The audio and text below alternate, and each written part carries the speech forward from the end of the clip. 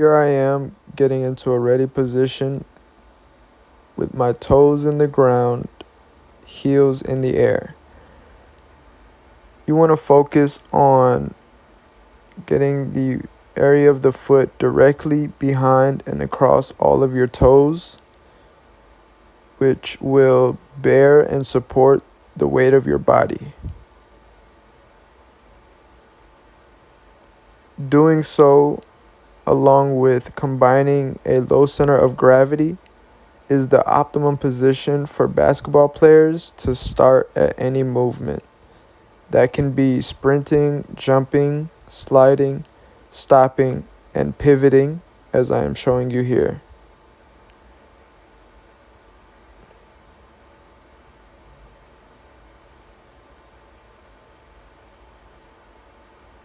My next example is still the same thing with keeping my toes in the ground, heels in the air. Only difference here is I'm jumping as you just saw, excuse me. But I'm still trying to keep my toes in the ground, heels in the air before I jump and after as well.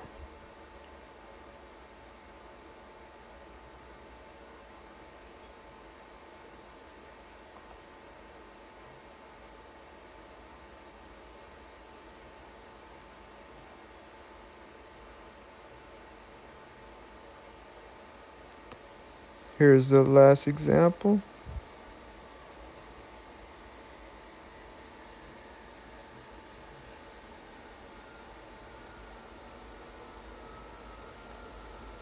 All right. With my next example, I'll be showing you a wide base stance. Your feet should be shoulder width length. Doing this increases the ability to quickly move forward, backwards, shoot jump shots, and free throws. Again, you want to make sure you're keeping your feet at a shoulder width length, excuse me. Last, here I am showing you my jump step technique.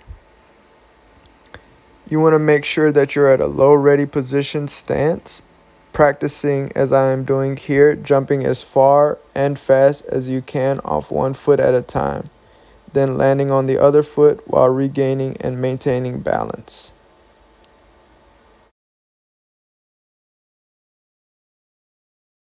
Okay, so one of the basic fundamentals in basketball is sprinting. Of course, we all think of sprinting as just running, but it's way more than running, and it has a very serious technique to it. Of course, when you think of sports, every sport has a technique to it. So, of course, sprinting while during basketball has a very serious technique to it. The technique would consist of basically your high knees to the chest, and of course having a good breathing system right down the court. So of course, your average regular sprinting is just like this, but of course when you dribble it's more like a 1, 2, 3 type thing. So yeah, that is how the sprinting will look for basketball. Of course, your technique comes from the coaching style. So you're as a coach, you have to make sure that your technique is on point and that you always keep up with the new techniques when it comes to sprinting, because although sprinting is like a very basic fundamental, it is a very serious fundamental that will help you. It will carry on through you for the rest of your sports career. So you have to make sure that you start off with a correct foundation and the fundamental of sprinting. the next the next basic fundamental that I have is a 2-foot jump stop. So basically, it is a type of footwork. Although it is very basic, but it is very fundamental when it comes to basketball, because basically it helps you transition from moving in any direction, stopping, reestablishing yourself, and then continue to execute the next move that is coming after that. Basically, when you are in basketball, both of your feet will become airborne at one point, and both feet will touch the floor simultaneously at one time to help you regain your balance in a squat like stance, and then you'll get up basically, or you will pivot and you will play your next move, in that case on the court. You don't necessarily have to jump high in a sense, but you do have to jump, and both your feet have to get to one spot at one time. So basically, hypothetically, if you were running down the court, basically it would just be a squat, right? And the ball would be in your hand, or you dribble. And hypothetically, the next move would be a pivot and put one foot, and then dribble down the court that way, dribble down the court that way. The quicker you do it, the better it is for you, because in a sense, when you are taking that moment to pivot, you are trying to catch the opponent off guard in a sense. So you have to make sure that you pivot in enough time to where you are able to move on to the next thing. The next step that I have, of course, would be pivots.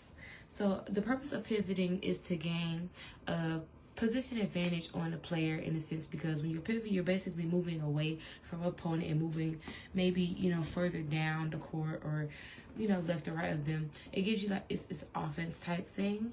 So a foot in a pivot, because it's basically the last foot that touches the floor. So that's the strong foot that will make you turn and go to the next. So once again, once you get in your two-step jump, you pivot and you go. So you here and you pivot. The pivot should be only used to gain a possible strong tactic in winning a game. Although pivoting is very important when it comes to basketball, because you are always trying to win up your opponent and catch them off guard. So pivoting, jump steps, and sprinting are all very important fundamentals in basketball. Thank you. The next basic fundamental of footwork we're going to talk about is the jab step. The jab step incorporates a couple of things that we've talked about already. Heels up, pivoting is all going to be incorporated. Ready formation, triple threat formation is all going to be incorporated into what goes into the jab step. For the jab step, we're going to start out in a triple threat position. We're going to be on our toes, heels up. Jab step, you're going to keep your pivot foot, one pivot foot. You're going to jab the direction. You want to keep your heel up while you're doing this. So to jab, you can go here with your jab, here. You want to keep the ball protected, keep that pivot foot planted. One of the main struggles a lot of people have with the jab step is not keeping that pivot foot planted and being caught on their heels. So one of the things you can do to avoid that is just kind of jab step everywhere, and kind of clockwise. Formation, always make sure you're protecting the ball. And in the next drill, we'll learn a little move that incorporates the jab step and the pivot. The next fundamental of footwork we're going to be talking about is the crossover step. The crossover step, a lot like the jab step, incorporates everything we've been talking about. Triple threat position, the jab step technique, heels up.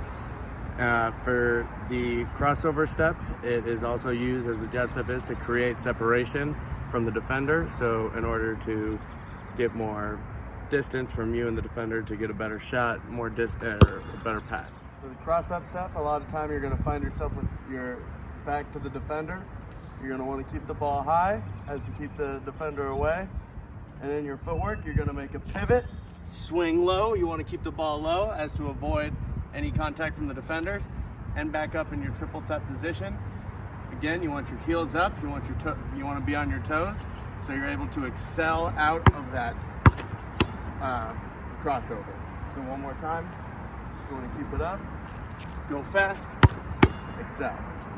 The main problems people have with this one is they don't keep the ball low enough and it'll get stolen from you. So you want to make sure you keep the ball low and get in that triple threat position, stay on your toes, be ready to explode out of that crossover step.